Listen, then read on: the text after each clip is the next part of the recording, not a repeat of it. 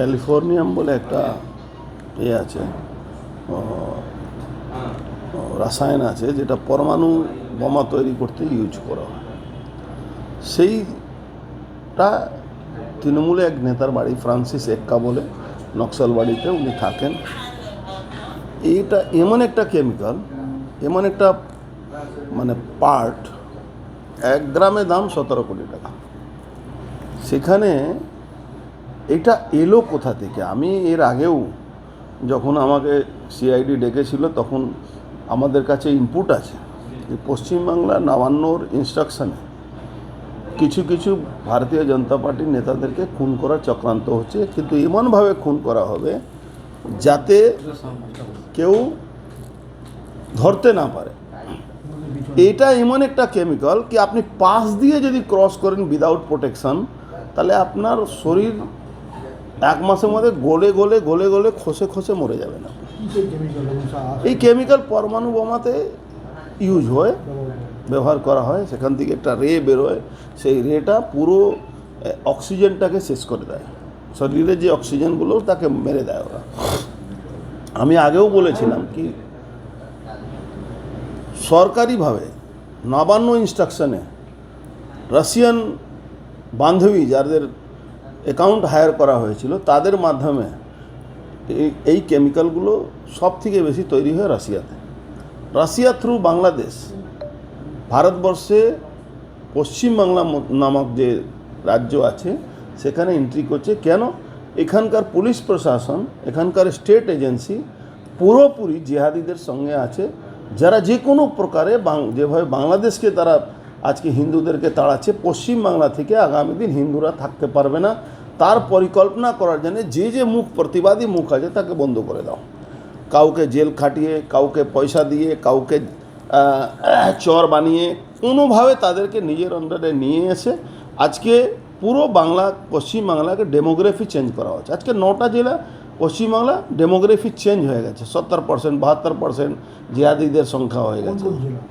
9টা জেলা আছে, বর্ডার এলাকায় 9টা জেলা। আপনি দক্ষিণ 24 পরগনা, উত্তর 24 পরগনা, একাংশ, নদিয়া, মুর্শিদাবাদ, আপনার দিনাজপুর, এইসব জায়গাটা আইনের শাসন ওখানে নেই।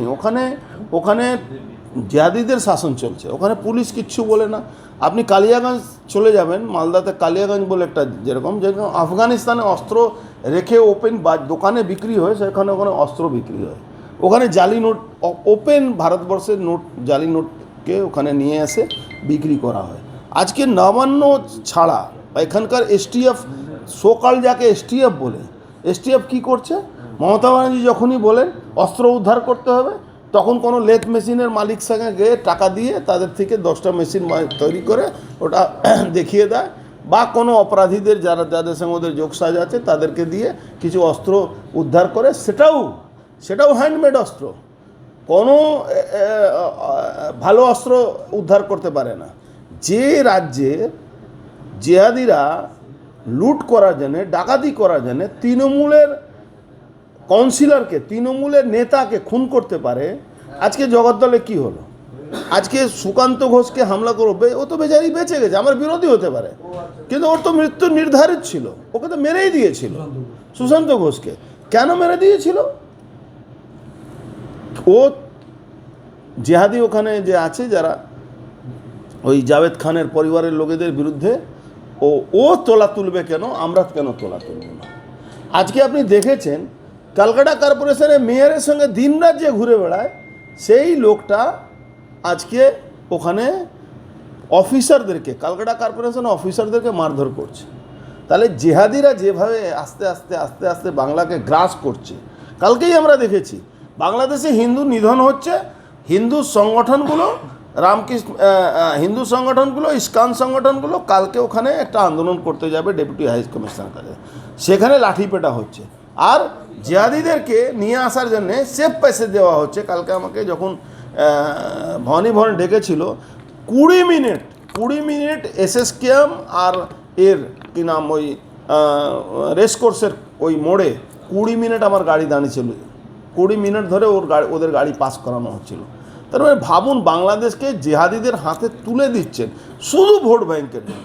রাষ্ট্রের ক্ষতি, দেশের ক্ষতি, মানে রাজ্যের এটা তো কেন্দ্র সরকারকে এর মধ্যে হস্তক্ষেপ করা উচিত আছে। আমি বলছি ইমিডিয়েট 356 এখানে 355-56 না লাগু করলে বাংলাদেশের 2026-এর পরে কোনো হিন্দু এখানে থাকতে পারবে না, ভোট দিতে পারবে না, এটা নিশ্চিত আছে। বাংলাদেশে তো এখন হিন্দু বিপন্ন, হিন্দুদের জীবন হিন্দু বিপন্ন শুধু না, বাংলাদেশের হিন্দুদেরকে বাংলাদেশ ছাড়তে হবে এই পরিকল্পনা করে ওখানে। আমার তো ধারণা আছে কি যে ইসকনের যিনি মহারাজ যাকে গ্রেফতার করা হচ্ছে কি চিন্ময় দাসকে মেরে না দেয় এরা, এরা জেলের মধ্যে না খাইয়ে বা এমন কিছু কেমিক্যাল দিয়ে দেবে যে উনি বাইরে বেরোলেও যদি উনি মারা যেতে পারেন। কেন ওনার উপরে দেশদ্রোহী মামলা হয়েছে। কিসের জন্য দেশদ্রোহী মামলা করে? বাংলাদেশে একটা কালচার আছে, দেশদ্রোহী মামলা করে ফাঁসি দিয়ে দাও। এটা বাংলাদেশে হয়, আপনি ইতিহাস দেখুন বাংলাদেশে কী হয়।